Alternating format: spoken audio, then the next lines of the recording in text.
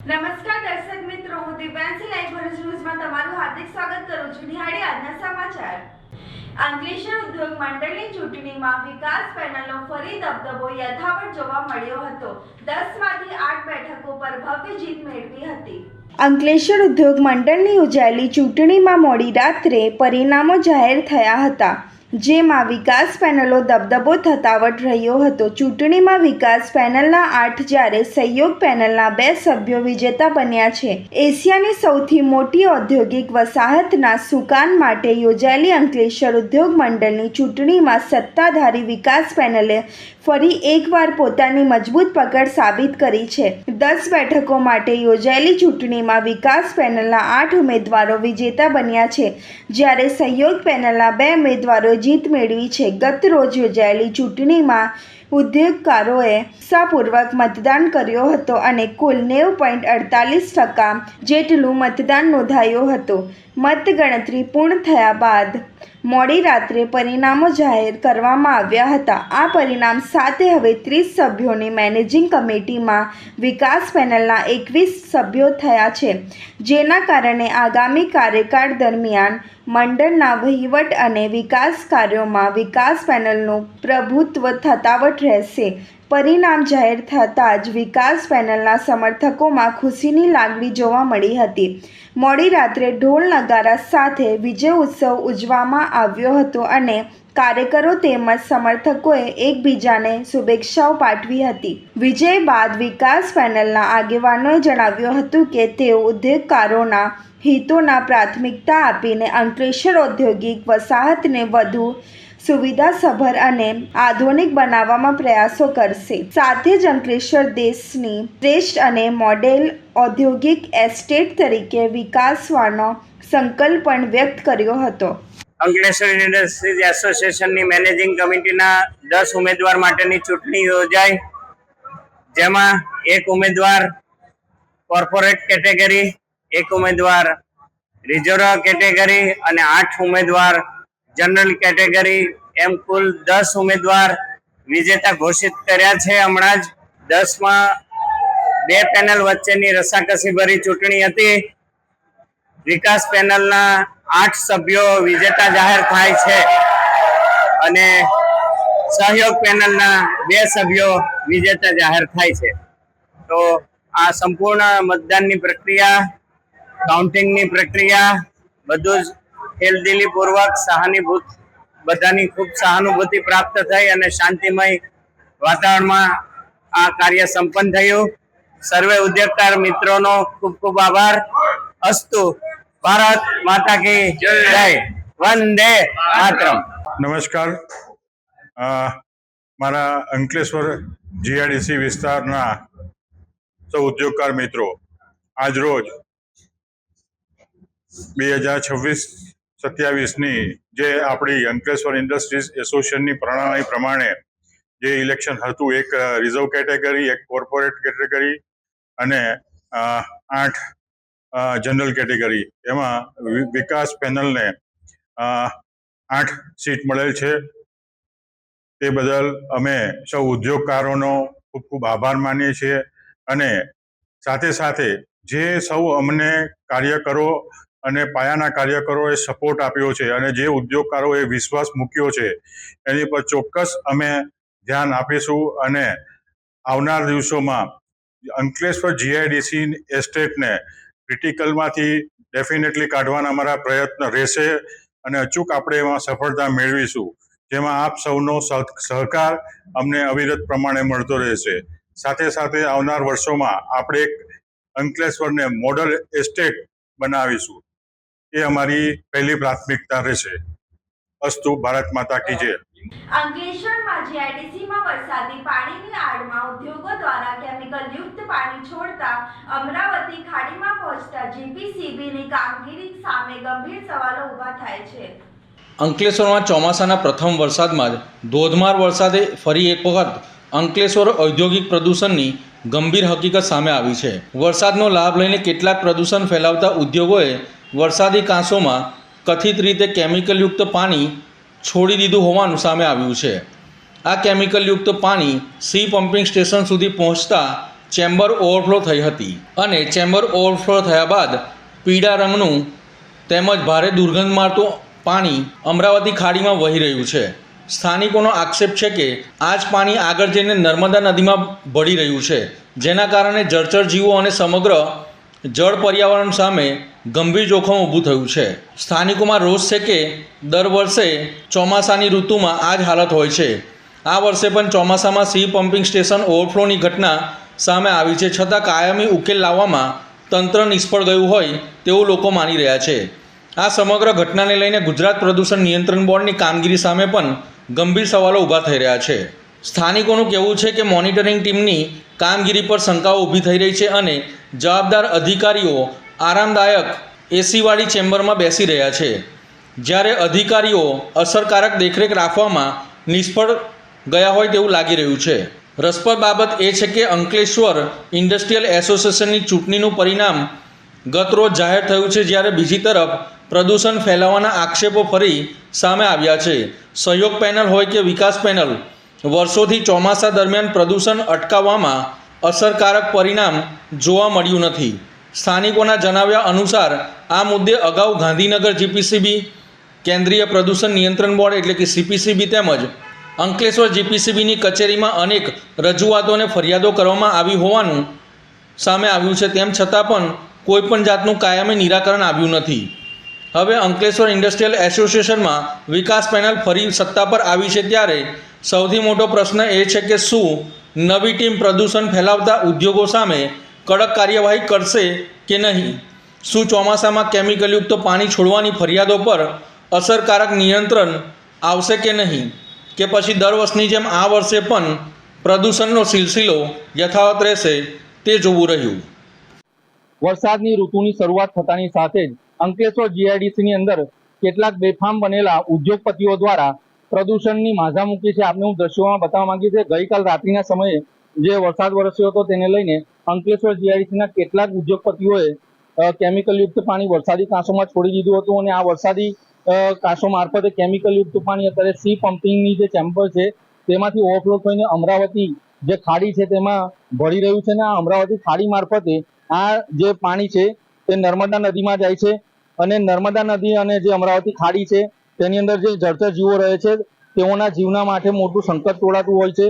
અને ખાસ કરીને જો વાત કરવામાં આવે તો જીપીસીબીની જે કામગીરી છે તે આ જે સી પમ્પિંગ સ્ટેશન છે ને અમરાવતી ખાડીમાં દર ચોમાસાની ઋતુની અંદર પાણી ભળી જતું હોય છે તે બાબતે સંપૂર્ણ નિષ્ફળ રહી છે, કારણ કે દર વર્ષે ચોમાસાની ઋતુની શરૂઆત થતાની સાથે જ આ પરિસ્થિતિનું નિર્માણ થાય છે અને આ જે પરિસ્થિતિ છે તે દર વખતે આવીને આવી જ હોય છે. તેની અંદર કોઈ પણ જાતનો સુધારો વધારો જોવા મળ્યો નથી. અને ખાસ કરીને જો વાત કરીએ તો ગઈકાલે જે અંકલેશ્વર ઇન્ડસ્ટ્રીયલ એસોસિએશનની જે ચૂંટણી હતી તેની અંદર રાત્રિના સમયે મતગણતરીની ચાલતી હતી અને મતગણતરી પૂર્ણ થતાની સાથે જે વરસાદ વરસ્યો હતો તેની અંદર બેફામ બનેલા કેટલાક ઉદ્યોગોએ આ જે પ્રદૂષણ છે, પ્રદૂષિત પાણી છે તે વરસાદી કાંસોમાં છોડી દીધું હતું. અને જો સત્તાની અંદર સહયોગ પેનલ હોય કે વિકાસ પેનલ હોય, પરંતુ આ જે સી પમ્પિંગ સ્ટેશનની જે ચેમ્બર છે તે ઓવરફ્લો થાય છે ને જેને લઈને અમરાવતી ખાડી અંદર કેમિકલયુક્ત પાણી ભળી જાય છે. તેનો હજી સુધી કોઈ પણ પેનલ સત્તામાં રહી છે તેનો નિકાલ કરવામાં નથી આવ્યો. આનો જે ચોક્કસપણે જે નિકાલ કરવો જોઈએ તે કરવામાં આવ્યો નથી. અને અહીંયા પ્રદૂષણ ફેલાવતા ઉદ્યોગો બેફામ બન્યા છે, ત્યારે જીપીસીબીના જે અધિકારીઓ છે એસી વાળી જે ચેમ્બર છે તેની અંદર આરામ ફરમાવતા જોવા મળી રહ્યા છે. અને જો આવીને આવી પરિસ્થિતિ સતત રહેશે તો આવનારા ટૂંક સમયની અંદર અંકલેશ્વર જીઆઈડીસીની આસપાસ રહેલા જે વિસ્તારો છે, જે ગ્રામ્ય વિસ્તારો છે તેના ભૂગર્ભ કેમિકલયુક્ત થઈ જશે અને આ કેમિકલયુક્ત ભૂગર્ભ જળ થવાથી આવનારા સમયની અંદર માનવ જીવન છે તેની ઉપર પણ તેની મોટી અસર પડી શકે છે. અને આ જે વરસાદી કાંસ છે જે ઓવરફ્લો થઈને જે અમરાવતી ખાડીમાં જાય છે તેને લઈને જીપીસીબી દ્વારા હર હંમેશના માટે કોઈ પણ પ્રકારની કાયદાકીય અને કડક કાર્યવાહી કરવામાં આવતી નથી, જે અંગે વારંવાર ગાંધીનગર જે જીપીસીબીનું ઓફિસ છે તેની અંદર પણ રજૂઆતો કરવામાં આવી છે. આજે જે દ્રશ્યો તમે જોયા છો તે અંગે પણ આજે ગાંધીનગર જે એમએસ છે તેમને પણ ફરિયાદ કરવામાં આવશે અને સીપીસીબીમાં પણ તેની ફરિયાદ કરવામાં આવશે. હવે જોયું રહ્યું કે પ્રદૂષણ ફેલાવતા ઉદ્યોગો ક્યારે કંટ્રોલમાં આવે છે અને જે ઉદ્યોગોએ પ્રદૂષણ ફેલાવ્યું છે તેઓની પર જીપીસીબી દ્વારા શું કડક કાર્યવાહી કરવામાં આવે છે તે જોવું રહ્યું. Yogesh Patel, live Bharuch news channel, Ankleshwar. ભરૂચમાં મેઘરાજાની ધમાકેદાર એન્ટ્રી થતા ભારે પવન સાથે ધોધમાર વરસાદથી જનજીવન પ્રભાવિત થયો હતો. ભરૂચ શહેરમાં આજે બપોર બાદ અચાનક વાતાવરણમાં પલટો આવતા મેઘરાજાએ બેટિંગ કરી હતી. તેજ પવન સાથે શરૂ થયેલા ધોધમાર વરસાદે સમગ્ર શહેરને તરબોળ કરી દીધું હતું. વરસાદના કારણે છેલ્લા કેટલાક દિવસોથી અનુભવાઈ રહેલી ઉકળાટ અને ગરમીમાંથી નાગરિકોને મોટી રાહત મળી હતી. ધોધમાર વરસાદને પગલે શહેરના અનેક મુખ્ય માર્ગો તેમજ નીચાણવાળા વિસ્તારોમાં વરસાદી પાણી ભરાઈ ગયા હતા, જેના કારણે વાહન ચાલકોને અવરજવરમાં મુશ્કેલીનો સામનો કરવો પડ્યો હતો. કેટલાક સ્થળોએ ટ્રાફિકની ગતિ પણ ધીમી પડી હતી. વરસાદી માહોલ વચ્ચે બાળકો અને યુવાનો વરસાદની મજા માણતા, જ્યારે વેપારીઓ અને રાહદારીઓએ વરસાદથી બચવા માટે દુકાનો તથા રોડનો સહારો લીધો હતો. હવામાનમાં આવેલા બદલાવ સાથે સમગ્ર શહેરમાં ઠંડક પ્રસરી ગઈ હતી અને ચોમાસાના માહોલથી લોકોમાં ખુશીનો માહોલ જોવા મળ્યો હતો. જો કે પાણી ભરાવાની સમસ્યાએ શહેરની ડ્રેનેજ વ્યવસ્થા અંગે ફરી એકવાર સવાલો ઊભા કર્યા હતા. ભરૂચમાં વર્લ્ડ ટ્રેડ સેન્ટરની દિવાલ ધરાશાયી થતા પિતા પુત્રના મોત થયા હતા, જ્યારે 2 મહિલાઓનો આબાદ બચાવ થયો હતો. ભરૂચના આલી માતરિયા તળાવ વિસ્તારમાં આવેલી વર્લ્ડ ટ્રેડ સેન્ટર સાઇટની દિવાલ અચાનક ધરાશાયી થતાં તેની બાજુમાં આવેલા મકાન પર ખસી પડી હતી. આ દુર્ઘટનામાં એક જ પરિવારના 4 સભ્યો કાળમાળ નીચે દબાઈ ગયા હતા. ઘટનાની જાણ થતાં જ પાલિકાની ફાયર બ્રિગેડની ટીમ તાત્કાલિક સ્થળ પર પહોંચી અને યુદ્ધના ધોરણે રેસ્ક્યુ ઓપરેશન શરૂ કર્યું. ભારે જહેમત બાદ 2 મહિલાઓને કાળમાળમાંથી જીવતા બહાર કાઢી સારવાર માટે હોસ્પિટલ ખસેડવામાં આવી છે. પરંતુ આ દુર્ઘટનામાં પિતા અશ્વિન વસાવા અને તેમના 21 વર્ષીય પુત્ર આશીષ વસાવાનું કરુણ મોત થયું છે. બંનેના મૃતદેહોને પોસ્ટમોર્ટમ માટે હોસ્પિટલમાં ખસેડવામાં આવ્યા છે. ઘટનાને પગલે સમગ્ર વિસ્તારમાં શોકનો માહોલ છવાઈ ગયો છે. દિવાલ શા માટે ધરાશાયી થઈ તે અંગે પોલીસે અને સંબંધિત તંત્રએ તપાસ શરૂ કરી છે. પ્રાથમિક તબક્કે તમામ પાસાઓને ધ્યાનમાં રાખીને તપાસ હાથ ધરવામાં આવી રહી છે. હું આલી માતરિયા તળાવમાં રહું છું. અમારા ફળિયામાં આ 2:30 એક દુર્ઘટના બની છે. એક ઘરના 4 સભ્યો હતા. તેમાંથી અમે એમના મમ્મીને એમના બાને બચાવ્યા છે અને 2 જણના મૃત્યુ થયા છે. શોપિંગ મોલ બને છે, એમની દિવાલ પડવાના કારણથી એમનું મોત થયું છે. શું નામ છે શોપિંગનું? શોપિંગનું નામ છે વર્લ્ડ ટ્રેડ સેન્ટર 5 બત્તી. અને તાત્કાલિક ફાયર બ્રિગેડની મદદથી અમે એમને લઈ બહાર કાઢીને એમને તાત્કાલિક સિવિલ હોસ્પિટલ લઈ ગયા અને ત્યાં જઈને અમે ડૉક્ટરે અમને કીધું કે ભાઈ 2 બાપ દીકરા એક્સપાયર થઈ ગયા છે. ચૈતર વસાવાના પરિવારની મુલાકાત ઈસુદાન ગઢવીએ કરી હતી અને ભાજપ સરકાર પર આકરા પ્રહારો કર્યા હતા.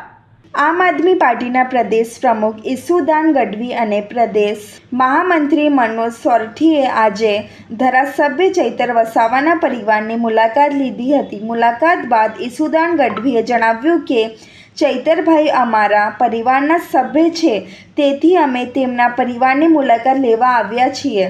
ઈસુદાન ગઢવીએ વધુમાં આરોપ લગાવ્યો કે આદિવાસી સમાજમાં ભાજપ પ્રત્યે ભારે રોષ જોવા મળી રહ્યો છે. તેમણે કહ્યું કે ભાજપના અનેક નેતાઓ દ્વારા વનકર્મીઓને જાહેરમાં મારવાના બનાવો બન્યા હોવા છતાં તેમની સામે કોઈ કાર્યવાહી કરવામાં આવી નથી. તેમણે એવું પણ સવાલ ઉઠાવ્યો કે વારંવાર માત્ર ચૈતર વસાવાને જેલમાં મોકલવામાં આવે છે, તો શું આદિવાસી સમાજનો અવાજ દબાવવાનો પ્રયાસ થઈ રહ્યો છે? ઈસુદાન ગઢવીએ જણાવ્યું કે જે આદિવાસી સમાજ અંગ્રેજો સામે પણ ઝૂક્યો ન હતો, તે સમાજ આજે પણ અન્યાય સામે ઝૂકશે નહીં. તેમણે દાવો કર્યો કે આગામી દિવસોમાં ડેડિયાપાડામાં 1 લાખથી વધુ આદિવાસી લોકો એકત્ર થઈ ભાજપ સામે વિરોધ નોંધાવશે. સાથે જ તેમણે ચેતવણી આપતા કહ્યું કે જો વધુ કોઈ આદિવાસી વ્યક્તિ સામે કાર્યવાહી કરવામાં આવશે તો આદિવાસી સમાજ ભાજપના નેતાઓનો વિરોધ કરશે. ઉલ્લેખનીય છે કે આ તમામ નિવેદનો આમ આદમી પાર્ટીના નેતાઓ દ્વારા આપવામાં આવ્યા છે. આ મુદ્દે ભાજપ તરફથી કોઈ સત્તાવાર પ્રક્રિયા સામે આવી નથી. ચેતરભાઈ વસાવાને ભાજપે જે રીતે ખોટી રીતે જેલમાં ફસાવ્યા છે, કારણ કે ચેતરભાઈ અમારા પરિવારના સભ્ય છે, એટલે હું આજે ચેતરભાઈના ઘરે, હું આજે મનોજભાઈ અને આખી ટીમ અમારી આવી છે. વર્ષાબેનને પણ મળ્યા છીએ અને આદિવાસી સમાજ જે રીતે ચેતરભાઈને લઈને ભાજપ વિરુદ્ધ ગુસ્સામાં છે એની ચર્ચાઓ પણ કરી છે. વર્ષાબેન, સ્વાભાવિક છે કે ચેતરભાઈ આખું પરિવાર જેલમાં ભાજપે નખાવડાવ્યું છે એટલે એકલા છે. એ મજબૂત છે, મજબૂત લીડર પણ છે અને એમને બીજા જે ચેતરભાઈના જે આદિવાસી સમાજના આગેવાનો છે જેને જેલમાં નખાવડાવ્યો છે ભાજપે, એમના પરિવારની પણ જવાબદારી છે. એટલે આ મામલે અમે ચર્ચા કરી છે. આમ આદમી પાર્ટી એક પરિવાર તરીકે સૌને અમે સાથે જ મળતા હોઈએ છીએ. પરંતુ એક વાત ચોક્કસ છે કે આદિવાસી સમાજમાં ઘણી જગ્યાએ રસ્તામાં પણ મળ્યો, ખૂબ રોષ છે ભાજપને લઈને. ભાજપને લઈને એટલા માટે રોષ છે કે ચેતરભાઈનો કેસ આટલી જલ્દી કેમ ચાલે, કેવી રીતે સજા પડી, મારવાના પુરાવા નથી. આદિવાસી સમાજમાં એક એવો પ્રશ્ન છે, અહીંયા કેટલાય એવા ભાજપના નેતાઓ છે જે વનકર્મીઓને જાહેરમાં માર માર્યો છે, એની ઉપર કોઈ કેસ નથી, કોઈ સજા જ નહીં. આદિવાસી સમાજમાં એ પણ એક પ્રશ્ન છે કે ચેતરભાઈ અમારું અવાજ ઉઠાવે છે, હવે ચેતરભાઈને આ લોકો વારંવાર જેલમાં નાખે છે, સજા કરે છે, શું અમારો અવાજ દબાઈ જશે? ભાજપવાળા અંગ્રેજોથી પણ બદતર છે, એક ડર એ પણ છે, મેં જોયું. પરંતુ આદિવાસી સમાજમાં ગુસ્સો પણ એટલો છે. આદિવાસી સમાજ એ અંગ્રેજની સામે નથી ઝૂક્યો તો ભાજપ તો શું છે એની સામે? અને આદિવાસી સમાજ એ નક્કી કર્યું છે 1 લાખ લોકો ડેડિયાપાડામાં એક થઈ અને ભાજપને લલકાર ફેંકશે કે તમે હવે ન માત્ર ચેતરભાઈ ઉપર પણ આદિવાસી સમાજના એક પણ યુવાન ઉપર અગર કેસ કર્યો છે તો આદિવાસી સમાજ ક્યારેય હવે ભાજપને કે ભાજપના નેતાઓને ઘૂસવા નહીં દે. જય આદિવાસી, જય જોહાર. આ હતા આજના સમાચાર. નવા સમાચાર સાથે ફરી મુલાકાત લઈશું. ત્યાર સુધી જોતા રહો લાઈવ ભરૂચ ન્યૂઝ. નમસ્કાર.